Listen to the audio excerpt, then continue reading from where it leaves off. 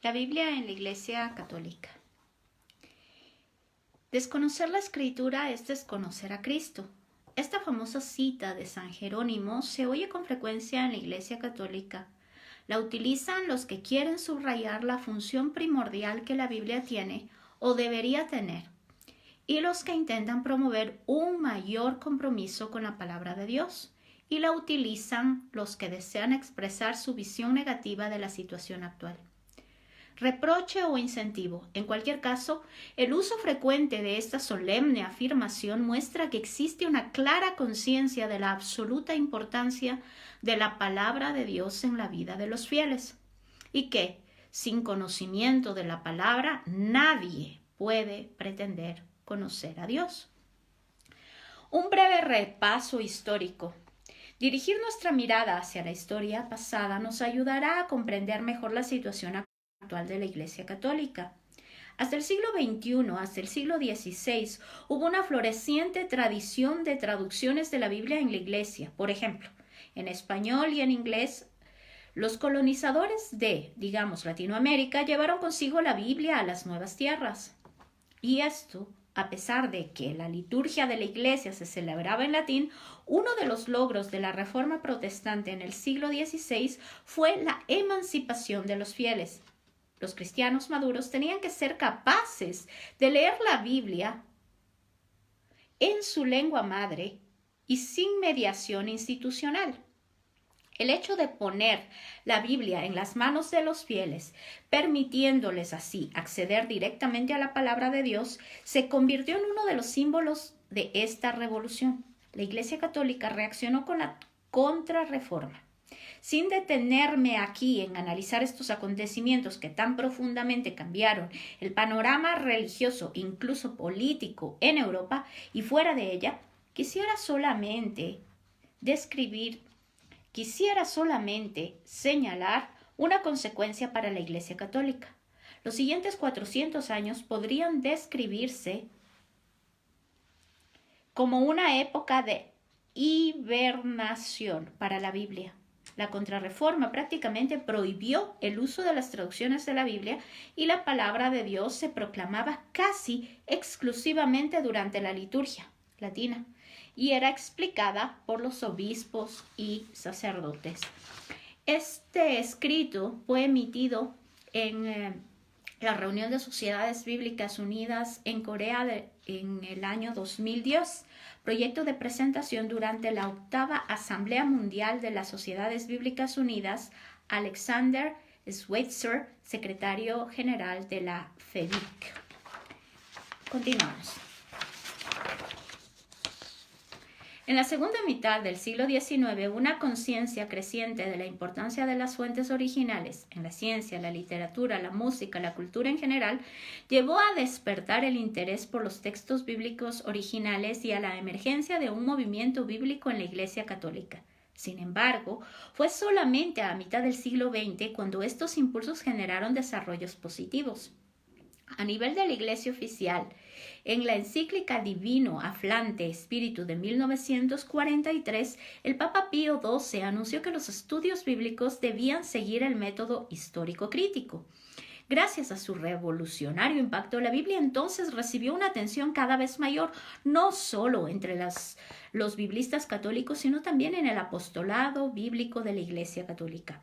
Igualmente, una instrucción de la Pontificia Comisión Bíblica sobre la verdad histórica de los Evangelios en 1964, durante el Concilio Vaticano II, puso gran énfasis en el valor del acercamiento histórico crítico a los textos bíblicos. Hubo también otros logros importantes en el campo del apostolado bíblico antes o durante el Concilio Vaticano II.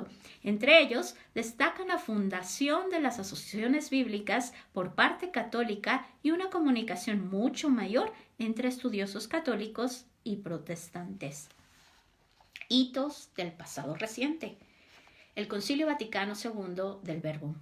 En noviembre de 1965, el Concilio Vaticano II publicó la Constitución dogmática sobre la divina revelación. Dei Verbum. La revelación ya no se contempla como una transmisión unidireccional de cada una de las verdades sobre Dios. Más bien, la revelación hay que entenderla como un proceso histórico, dialógico y personal.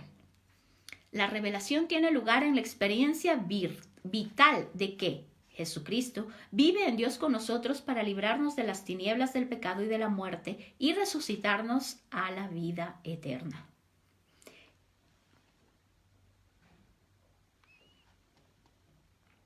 Esta renovación radical a la hora de comprender la revelación se convirtió en la clave fundamental para el renacimiento de la palabra de Dios en la Iglesia Católica y produjo otros cambios ulteriores de paradigma, tales como la legitimación del trabajo científico, histórico, crítico con la Biblia y el uso pastoral de la Biblia. La del Verbum especialmente aportó una inspiración de largo alcance para el apostolado bíblico, compromiso e interacción con la Biblia. La veneración de la palabra de Dios se coloca en paralelo con la Eucaristía. En la tradición y la teología católicas, esto cobra una gran importancia ya que atribuye un aspecto sacramental a la palabra de Dios. En el artículo 22 del Dei Verbum afirma que es conveniente que los cristianos tengan amplio acceso a las Sagradas Escrituras. Facilitar un acceso amplio a la Sagrada Escritura incluye promover la traducción y distribución de la Biblia, así como proporcionar a los lectores y lectoras los recursos para entrar en un diálogo con la palabra de Dios, un diálogo que sea relevante para su vida. Además, la Constitución subraya la necesidad de una colaboración interconfesional en el área de la traducción bíblica. Esto ha fructificado en colaboración y cooperación con muchas instituciones y organizaciones de otras iglesias y comunidades eclesiales, y especialmente con las sociedades bíblicas. El documento, la interpretación de la Biblia en la Iglesia. Uno de los documentos postconciliares más importantes respecto al uso de la Biblia en la Iglesia Católica es la instrucción de la Pontificia Comisión Bíblica titulada La interpretación de la Biblia en la Iglesia, publicada en 1993. Ofrece un panorama omnicomprensivo de los métodos e instrumentos de los estudios bíblicos y establece una serie de principios hermenéuticos fundamentales.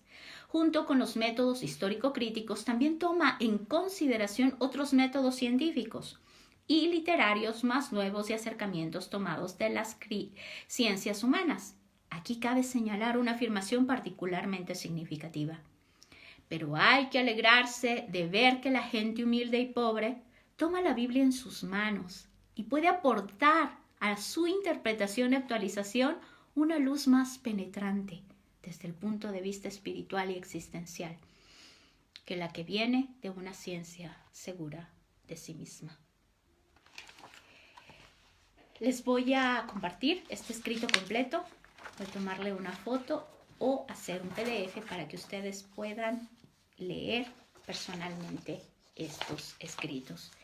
Y les sugiero, una de mis amigas compartía que se había incluido en un grupo de Lectio Divina. ¿Qué es esto de Lectio Divina? Es esencialmente lo que hemos venido haciendo con la Biblia. Leer la Biblia, meditar en la Biblia, analizar, orar con la Biblia, cantar la Biblia y sobre todo lo que captamos en nuestra mente, transformando nuestro corazón para que nuestra manera de vivir sea transformada. En el nombre de Jesucristo oramos y le agradecemos a Dios por la unidad de su iglesia en el Ecuador.